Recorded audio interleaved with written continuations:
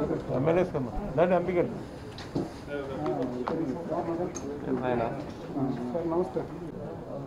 ఈరోజు మన గుంటూరు జిల్లా హౌసింగ్ రివ్యూ మరియు మన DDRC మీటింగు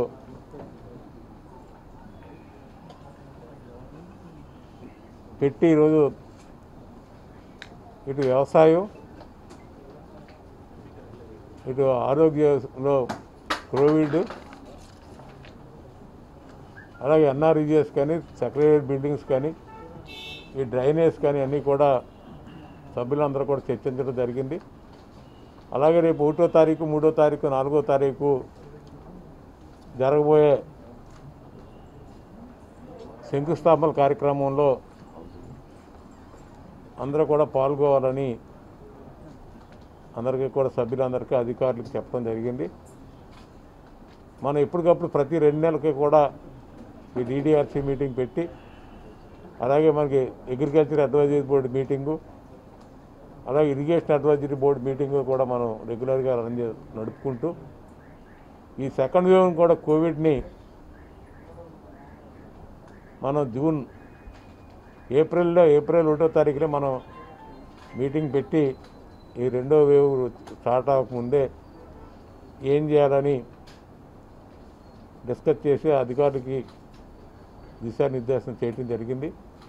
దాంట్లో జిల్లా అధికారి కలెక్టర్ గారు కానీ జాయింట్ కలెక్టర్లు కానీ ఎమ్మెల్యేస్ కానీ అందరూ ఎంతోమంది ఆక్సిజన్ ఇబ్బంది పడినా మన గుంటూరు జిల్లా అంటేనే మన జిల్లాకే కాకుండా 3-4 జిల్లాల నుంచి పేషెంట్ ఇక్కడికి వస్తూ ఉంటారు. అందరినీ కూడా కాపాడుకోవాలనే ఉద్దేశంతో రాత్రి పగళ్ళు అందరం అధికారులు ప్రజాప్రతినిధులు అందరూ ప్రెస్ మీరు కూడా భాగస్వాములు అయ్యి సాధ్యమైనంత మట్టుకు ఆక్సిజన్ అందించి చేయడం జరిగింది. అయినా కొంతమంది ఇంకా మనం ఆక్సిజన్ లెవెల్స్ పడిపోయి మరణించడం కూడా జరిగింది. దాన్ని ఎప్పటికప్పుడు బేరేజ్ వేసుకుంటూ రాబోయే రోజుల్లో ఇంకా కూడా కరోనా పూర్తిగా కంట్రోల్లోకి రాలేదు. కొన్ని ఏరియాల్లో ఇంకా కేసులు ఎక్కువగా వస్తున్నాయి కాబట్టి అక్కడ స్పెషల్ ఫోకస్ పెట్టి కంట్రోల్ చేయడానికి అలా వ్యాక్సినేషన్లో కూడా మనం ఎప్పటికప్పుడు రాష్ట్ర ప్రభుత్వం ఇచ్చే ఆదేశాలను ఇక్కడ ఇంప్లిమెంట్ చేస్తూ వ్యాక్సినేషన్ ప్రోగ్రాం కూడా చేయడం జరిగింది. అలాగే మన సుమారు 3 లక్షల మందికి ఇక్కడ ఇళ్ల స్థలాలు ఇచ్చి ఇల్లు కట్టించే కార్యక్రమం మన జిల్లాలో పెద్ద జిల్లా ఇది. చిన్న 2-3 జిల్లాలతో సమానంగానే ఒక్క జిల్లాలోని ఇల్లు కట్టించే కార్యక్రమం నేను ఇన్ఛార్జ్ మంత్రిగా ఉండటం కాకుండా ఆ గృహ నిర్మాణ శాఖ మంత్రిగా నేను ఉండమలాన్ని ఈ జిల్లా చేయవలసిన బాధ్యత నాకు ఉంది. రాష్ట్రంలోని జిల్లాను ప్రథమ స్థానంలో ఉంచబెట్టే అందరూ కూడా శాసనసభ్యులు కానీ మంత్రులు కానీ డిస్ట్రిక్ట్ అడ్మినిస్ట్రేషన్ అందరూ పూర్తి స్థాయిలో దీని మీద ఇన్నోవారై ప్రతి పేదవాడికి ఇల్లు కట్టించే కార్యక్రమం. మీకు తెలుసు గతంలో ఒక స్థలం ఇచ్చేసి వదిలేసేవారు, కానీ ఈరోజు ఫిల్లింగ్ చేయటం కానీ రోడ్లు వేయటం కానీ కరెంట్ ఇవ్వటం కానీ మంచినీళ్ళు ఇవ్వటం కానీ ఒక మోడల్ కాలనీస్ కింద వాటిని చేయాలనే ఉద్దేశంతో చేయటం. మన గుంటూరు పట్టణానికి చుట్టుపక్కల సుమారు ల్యాండ్ ఎక్విజిషన్ చేసి పట్టణంలో ఉన్న ప్రతి నిరుపేదకి కూడా ఇళ్ల స్థలాలు ఇవ్వాలని ఏర్పాటు కూడా చేయడం జరిగింది. దాన్ని అందరం కూడా ఇటు వ్యవసాయం ఇటు ఆరోగ్యం ఇటు ఎడ్యుకేషన్ అన్నిట్లు కూడా పూర్తి స్థాయిలో డిస్కస్ చేసి ఈరోజు మనం సమ్మర్ యాక్ట్లోని గతంలోనే మనం చేయటం జరిగింది మంచినీళ్ళ గురించి. ఇవన్నీ కూడా ఇప్పటికప్పుడు మనం మళ్ళీ జరిగిన రాష్ట్ర మీటింగ్లో జరిగినవన్నీ కూడా ఎలా ఉన్నాయని మళ్ళీ యాక్షన్ టేకన్ ప్లాన్లో కూడా డిస్కస్ చేసి చేయటం జరిగింది. దయచేసి ప్రెస్ వారికి మీరు కూడా ఈ యొక్క ప్రోగ్రామ్స్లో ఉండి మీ సలహాలు కూడా ఇప్పటికప్పుడు తీసుకుని మీరు ఇచ్చే ఫీడ్బ్యాక్స్ దాన్ని కూడా మేము బాధ్యతాయుతంగా ముందుకు నడుపుతామని తెలియజేస్తూ సెలవు.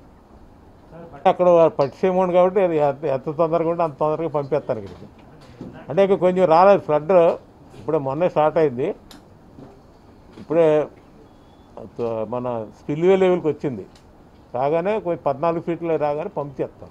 మంత్రి గారు మీరు ఇన్ఛార్జ్ బికాజ్ మీరు ఆల్రెడీ అక్కడ సుప్రసిద్ధ అలా కాదు ఏనండి, ఏ విగ్రహం పెట్టాలన్నా పర్మిషన్ తీసుకోవాలి. ఆల్రెడీ అవకాశం ఉందా? మీరు ఇప్పుడే చెప్పారు కదా కోర్టానికి సార్ ఇప్పుడు జగనన్న హౌసెస్ ఇక్కడ కన్స్ట్రక్షన్ జరుగుతుంది సార్. కన్స్ట్రక్షన్ జరిగే దాంట్లో 1,80,000 ఇస్తున్నారు. కదా నేను దానికి సమాధానం చెప్పాలి బాధ్యత ఉంది. సామాన్యుల తరపున 1,80,000 అనేది మీరు కేంద్రం ఇస్తుంది. 1,50,000 ఎన్ఆర్ఈజీసీకి 30,000 ఇస్తున్నాం. ఈరోజు మార్కెట్లో 370 రూపాయలు సిమెంట్ మేము కొని 225కి ఇస్తున్నాం. ఐరన్ శాండ్ ఒక లారీ 40,000 రూపాయలు, 20 టన్స్ సుమారు 40,000 రూపాయలు శాండ్ తీసుకొచ్చి ఫ్రీగా ఇస్తున్నాం. అలాగే టెండర్స్ పిలిచి ఐరన్ కానీ ఇవన్నీ కూడా ముందుగా కొని అక్కడ ఎవరైతే ఇవ్వటం జరుగుతుంది. ఇది కాకుండా ఒక ఇంటికి 2 లక్షలు ఖర్చు పెడతాం. రోడ్లకు కానీ, డ్రైన్లకు కానీ, కరెంటుకి కానీ. మీరు సపోజ్ ఎవరన్నా జగనన్న కాలనీ కాదు ఇంకో కాలనీ అని ఏ రాష్ట్రంలో ఎక్కడైనా సరే భారతదేశంలో ఇల్లు కట్టారంటే కనుక అది కరెంట్ అప్లై చేయాలి. కరెంట్ అప్లై చేసి ఏ అంటే నీ ఇంటికి 2 పోల్స్ పడతాయి, 3 పోల్స్ పడతాయి, 30,000 కట్టు, 40,000 కట్టు, 50,000 కట్టాను. ఇప్పుడు రూపాయి ఎక్కలేకుండా అతనికి ఇంటికి కనెక్షన్ కూడా కరెంట్ ఇచ్చేస్తున్నాం. Drinking water pipeline tap connection ఇస్తున్నాం. ఈరోజు 32,000 కోట్లు ఖర్చు పెడుతున్నాం. ఈరోజు టెంపరీగా కరెంటు కోసం వాటర్ కోసం 12,000 కోట్లు ఇస్తున్నాం. ఇవన్నీ ప్రభుత్వం ఇవన్నీ వచ్చి ఈరోజు గవర్నమెంట్ ఆఫ్ ఇండియా ఒక ఇంటికి 1,50,000 ఇస్తే మేము ఇంటికి 4 లక్షలు ఖర్చు పెడుతున్నాం. స్థలం ఎంత అండి? ఈరోజు సెంటు 10 లక్షలు కూడా ఉంది. ఒక దుక్కుని మినిమం 15 లక్షల నుంచి 1,50,000 దాకా సైట్ కాస్ట్ ఉంది. ఇవన్నీ మా ఉన్నాయి. ఇంక రేపు పొద్దున్న బోర్డర్ పడతాయి కదా, ఊరికి అయిపోవు కదా. ఇవన్నీ కూడా ప్రతి బాధ్యత. గవర్నమెంట్ ఆఫ్ ఇండియా స్కీములు ఉంటాయి. గవర్నమెంట్ ఆఫ్ ఇండియా డబ్బు అది మా అందరూ మీరు నేను కట్టిన ట్యాక్స్ అది వేరే ఎక్కడి నుంచి నేను తెస్తారా డబ్బు? అన్ని స్కీములు వాడుకుంటాం, అది వాడుకుంటాం, మేము పెడతాం, ఇస్తాం. అదంటే అన్నింటిలో ఉంటాయి భాగస్వామ్యం. కేంద్ర ప్రభుత్వం భాగస్వామ్యం ఉంటుంది. ఇప్పుడు భారతదేశంలో BJP government all for houses అని చెప్పి స్కీమ్ పెట్టారు. 2022కి అందరికీ ఇల్లు ఉండాలని. 1,00,000 ఇల్లు శాంక్షన్ చేస్తే మనం 24 లక్షలు తెచ్చుకోగలిగాం. మిగిలిన రాష్ట్రాలు ఏమని ఎందుకు చేయలేకపోతున్నారు? ప్రోగ్రాము ఇల్లు ఇవ్వాలంటే స్థలం ఇవ్వాలి, ఇవ్వలేక చేయలేకపోతున్నారు. ఇవాళ మనం 30% 80,000 ఇల్లు ఇస్తే 80 లక్షలు ఇస్తే మనం అందులో 20 లక్షలు మనమే తెచ్చుకున్నాం. తప్పే ఉంది దాంట్లోని. గవర్నమెంట్ ఆఫ్ ఇండియా పెట్టింది. ఆ బీజేపీ గవర్నమెంట్ ఉన్న స్టేట్లు ఎందుకు చేయట్లేదండు? ఇప్పుడు గత ప్రభుత్వంలో తెలుగుదేశం ప్రభుత్వం భారతదేశంలో 26వ స్థానంలో ఉంది ఇల్లు శాంక్షన్లో. యూపీ ఫస్ట్ స్థానంలో ఉండేది. ఈరోజు మనం ఫస్ట్ స్థానం మనం వచ్చాం. ఆ యూపీ బీజేపీ గవర్నమెంట్ ఉంటే వెనక్కి వెళ్ళిపోయింది. ఈరోజు ఒక్క ఇల్లు కట్టాలంటే గవర్నమెంట్ ఆఫ్ ఇండియా ఇచ్చి 1,50,000. దానికి కింద ఎన్నో ఉన్నాయి. రోడ్లు వేయాలి, డ్రైన్లు కట్టాలి, ఫిల్లింగ్ చేయాలి. ఒక ఇల్లు ఒక సైట్ ఫిల్ చేయడానికి ఎంత అవుతుందో తెలుసండి? 15 లక్షలు అవుతుంది ఎకరానికి. అంటే 50 ఇస్తున్నాం అంటే 30,000 రూపాయలు దానికి ఖర్చు పెట్టాం. అలా ఇప్పుడు రోడ్లు వేసాం, కరెంట్ ఇప్పుడు 32,000 కోట్లు పర్మనెంట్ ఇన్ఫ్రాస్ట్రక్చర్కి ఇస్తున్నాం. టెంపరీ దానికి ఇప్పుడు 1,200 కోట్లు ఖర్చు పెట్టాం. టెంపరీ కరెంటు కానీ మంచినీళ్ళు కానీ ఇవ్వటానికి. ఇవన్నీ కూడా ఉంటాయి కేంద్ర ప్రభుత్వ స్కీమ్స్. కేంద్రానికి ఎక్కడ డబ్బులు వచ్చినాయి? మన స్టేట్ డబ్బుకి ట్యాక్స్ కడితే వాళ్ళకి వెళ్తుంది. ఎక్కడి నుంచి డబ్బులు? కేంద్రం ఎక్కడ సెపరేట్గా ఉందా? వాళ్ళకి 180 అండి.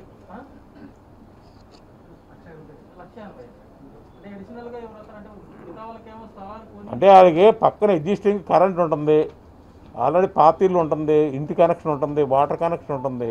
ఆ ఇల్లు పాడైపోయిందనో చెప్పు పక్కన ఉంటుంది. వాళ్ళకి ఇవన్నీ అక్కర్లేదు కదా. అవన్నీ అర్బన్లో కానీ రూరల్ ఏరియాలో కానీ వాళ్ళకి అక్కర్లేదు. అవి ఆల్రెడీ ఎగ్జిస్టింగ్ ఊరిమయాన్ని ఉంటాయి. వాళ్ళకి ఆల్రెడీ కరెంట్ ఉంటుంది, మీటర్ ఉంటుంది. అంటే బెనిఫిషియర్ లేడ్ కన్స్ట్రక్షన్. ప్రభుత్వం కానీ కేంద్ర ప్రభుత్వం కానీ రాష్ట్ర ప్రభుత్వం కానీ డైరెక్ట్గా వాళ్ళ అకౌంట్లోకి డబ్బులుగా వేస్తాం. ఇప్పుడు ఎవరో కాంట్రాక్టర్ పెట్టి ఇవన్నీ కూడా కాంట్రాక్టర్ పెట్టి చేయిస్తాం. ఇవన్నీ గ్రూప్ చేసి ప్రతి 20 ఏళ్ళకి ఒక అధికారిని పెట్టి మాకు ఆప్షన్ 1 or 2 or 3 మాకు సంబంధం లేదు. 3 సమానమే మాకు. ఎవడైనా సొంతంగా పెద్దది కట్టుకున్నాను వదిలేస్తాం. లేదు మీ ప్రభుత్వమే మీరు దీన్ని పూర్తి చేయమంటే ప్రభుత్వమే బాధ్యత తీసుకుని చేయడం జరుగుతుంది. ఈ లోపల ఏంటంటే బిల్లు వచ్చేదాకా సపోజ్ ఎవరో డబ్బు ఇస్తుంది, ఆ బిల్లు రేపు పొద్దున్న 30,000 మనం ఖర్చు పెడతాం. ఆ బిల్లు రాగానే వాడు వాడేస్తే డబ్బు. అందుకని ఏంటంటే అతని దాకా ముందు కొంత అతని తోటి పెట్టుబడి పెట్టించి మనమే పెట్టుబడి ఇచ్చి ఆ బిల్లు రాగానే అకౌంట్లో పడిపోతుంది. అది వడ్డీకి ఇవ్వటం కాదండి అది. ఎందుకంటే ఇది డైరెక్ట్గా బెనిఫిషియరీ అకౌంట్లోకి వెళ్తుంది. ఇప్పుడు సపోజ్ మన ఫౌండేషన్ వేయాలంటే 45,000 అవుతుంది. ఆ 45,000 అతను కూడా ఇన్వాల్వ్ చేస్తే బిల్ రాగానే అతను తీసుకుంటాడు డబ్బు. అదే తప్ప నువ్వు కట్టే బిల్లు ఆడు ఇస్తాడంటే ఎవడో రాడు కదా అదరికి. కొన్ని టెక్నికల్ ఇష్యూస్ ఉంటాయి కాబట్టి దాన్ని అవసరం అయితే ఆడు పెద్దది కట్టుకుంటాడు. మనం ఇచ్చే ప్లాన్లో మెట్లు లేవు, ఆడు మెట్లు పెట్టుకుంటాను పెద్దది ఇంకో అవసరం అయితే 50 అడుగులు 100 అడుగులు పెంచుకుంటానని చెప్తే ఆడికి లోన్ ఇప్పిందాం. మేము ప్రభుత్వం కట్టి ఇంటికైతే అక్కర్లేదు. ప్రతి కూడా ఏంటంటే పిల్లలు ఉన్నారు, రేపు పొద్దున్న అవసరం అయితే పర్మనెంట్గా ఉండాలి, 5 ఫ్లోర్ వేసుకుంటాం అంటే అప్పుడు ఇంకా ఐరన్ పెరుగుతుంది, పిల్లర్స్ పెరుగుతాయి, స్టెప్స్ పెరుగుతాయి. కాబట్టి ఇంకో 50,000 60,000 పెరుగుతుంది కాస్ట్. దానికి మనం మా గౌరవ శాసనసభ్యులని మనం కొంచెం ఇంకా ఫైనాన్షియల్గా కూడా వాళ్ళకి అప్పిప్పితే ఇంకా మన ఇంటికంటే కూడా అవసరమైతే 100 అడుగులు ఎక్కువ పెట్టి కట్టుకుంటాడు. మళ్ళీ మీకు ఏంటంటే అర్బన్లో ప్రాబ్లం లేదు, ఉంది. రూరల్ ఏరియాలో సెంటున్నర ఇచ్చాం. ఆ రూరల్ ఏరియాలో కలితే ఇంకో బెడ్రూమ్ పెంచుకోవచ్చు. ఇప్పుడు మామూలుగా 340 ఎస్ఎఫ్టీ ఇచ్చాం, రూరల్ దాంట్లో 450 దాకా కట్టుకోవచ్చు. అర్బన్లో అవసరమైతే పైన ఫ్లోర్ వేసుకుంటాడు.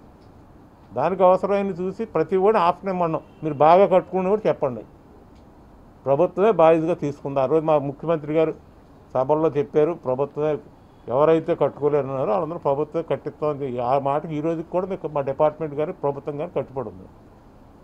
Thank you. ఆల్రెడీ మీరు ప్రతిష్టాత్మకంగా ఇల్లు కడతారు అంటే ఇప్పుడు గతంలో మీకు తెలిసి ఇల్లు ఎప్పుడో 78లో ఇందిరమ్మ ఇల్లు వచ్చింది, బంగాళాపంగి ఇల్లు కట్టించారు. తర్వాత ఎన్టీ రామారావు వచ్చి ఫస్ట్లో ఇంటికి 400 ఇచ్చేవారు. 400 4,000 అయింది, 6,000 అయింది. రాజశేఖర రెడ్డి గారు వచ్చింది 40,000 తీసుకెళ్ళారు. అది ఎందుకంటే 4 ఒక రూమ్ కట్టేసి వదిలేసేవారు. టాయిలెట్కి సపరేట్గా ఇచ్చేవారు. టాయిలెట్ కట్టకపోతే బిల్లు ఇచ్చేవారు కాదు. కానీ ఈరోజు బెడ్రూమ్ ఇచ్చి, కిచెన్ ఇచ్చి, బాత్రూమ్ పెట్టి, అన్ని ఫ్యాన్లు ఇచ్చి అన్నీ ఇస్తూ ఉంటే ఆయన ఉద్దేశాన్ని ఉండొచ్చు ఆయనకి. అదే తప్ప సరిపోవట్లేదని ఎలా చెప్తాడైనా. ఎన్బీసీ నేషనల్ బిల్డింగ్ యాక్ట్ ప్రకారం మనం ఇంకో 20, 30, 40 అడుగులు ఎక్కువే కడతాం. ఎన్బీసీ మా నామ్స్ అయితే 300 ఫీట్. 300 ఫీట్ ఇంకో 40 ఫీట్ ఎక్కువే కడతాం మనం.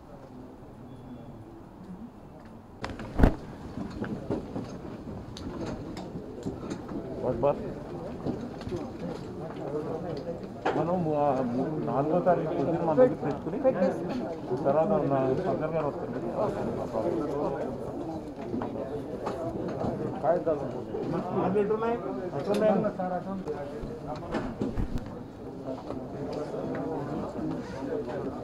సార్ మా నాయకులు సార్